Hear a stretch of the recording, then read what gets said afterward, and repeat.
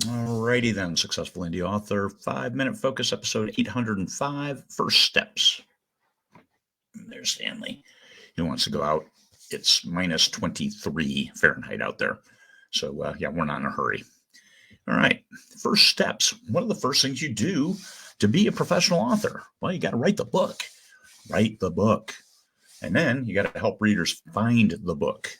And that means you have to have a good cover. You have to have a blurb. Blurb sells the book. The cover gets them to look. Blurb sells the book. And then the book sells the next book. Because if the readers like it, they'll stay on board. So part of writing the book is making it a good book, making it a great story. And then once people are into the book, you help readers find you. And that's the front matter and the back matter. That's that stuff that goes before the book itself. The story, that's your website, that's your follow me on Facebook, that's follow me on BookBub, follow me on Amazon, follow me on Barnes & Noble. Those things, they go in your front matter. In the back matter, same, but then you can include a pitch for yourself. I always include author notes. This was a tip from Michael Anderle. This is a conversation you have with your readers. So at the end of the book, hey, here's what this book's about. Here's what I talked about in the book. Here's what I like about the book. All of that good stuff that goes with the book. That helps you stay in touch with those readers. That's also where you can put, please join my newsletter, both front matter and back matter. Give them a chance to watch in both places. Watch you. Give them something free, a short story, a full-length story. A full-length story has more impact because it's more representative of your style. So right away, of course, you can't do that. You can't write a whole book just to be a reader magnet, just newsletter. But what you can do is, as you have written more and more books, take one of the earlier books that's good and a representative sample of your writing, put it out there for free. You get it for free, but it's a trade-off. You get their email address. So you grow your readership by writing the next book. Always got to write the next book.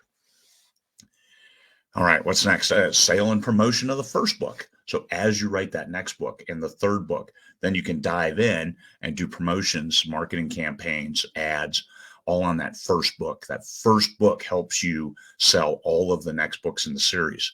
So what are your first steps? You got to write the book. Writing the book will be the hardest thing you ever do until you get it done, and then you realize it's only half the battle. You've got other things to do, but you get that book done first. And then you do the other stuff, and now you have a trade-off. But you know what happens after you've written that first book? The second book is easier, and the third book is easier than that, because now you've gotten your writer legs underneath you, and you're rolling. So keep writing. That's the best thing you can do for your career, is to have a library available for readers.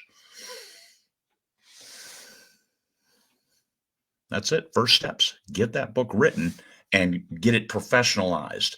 And then you've got the other elements of your business, like, oh, hey, I publish under Craig Martelle Inc. because I have no imagination, and it was really easy, and I didn't have to do a DBA, doing business as, with a pen name, or have a limited liability company that I license my products to. So I don't do any of that. Craig Martelle Inc. Easy to register, $50 a year for my business license from the state of Alaska. And I have it.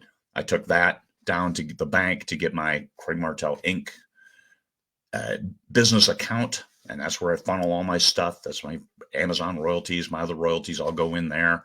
And I pay bills out of there for my business. All of that happens there. So that's all. Those are the first steps. And then you can think about advertising and marketing and promoting. People get ahead of themselves and think, oh, I have to have a newsletter before they ever wrote the book.